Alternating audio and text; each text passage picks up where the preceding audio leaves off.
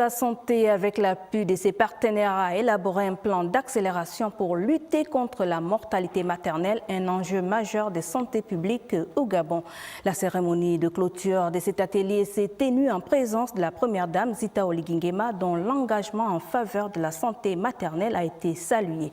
3 jours durant, experts et décideurs ont conjugué leurs efforts afin de définir les actions concrètes avec un objectif clair, atteindre 0 décès maternel évitable d'ici 2030. Voyons tout cela avec Fernand Zanvé, Tito Mohamed.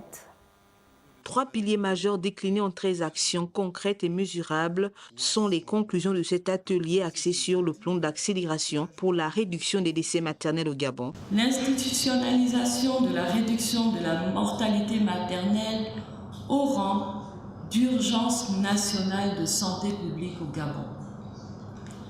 L'appropriation politique forte avec un plaidoyer pour une collaboration intersectorielle continue.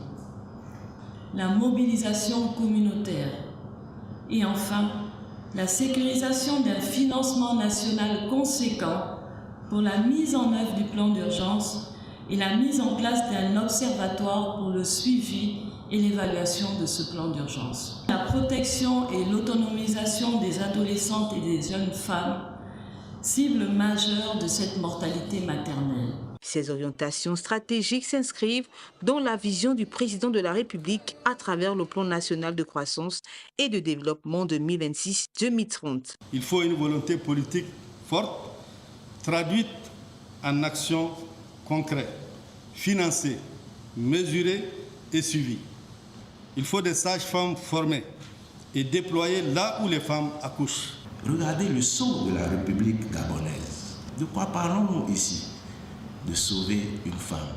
Les Nations Unies seront à vos côtés pour que chaque grossesse soit désirée, que chaque accouchement soit sans danger. La remise officielle des axes stratégiques du plan Zita Oligui-Nguema réaffirme une conviction forte, la réduction des décès maternels.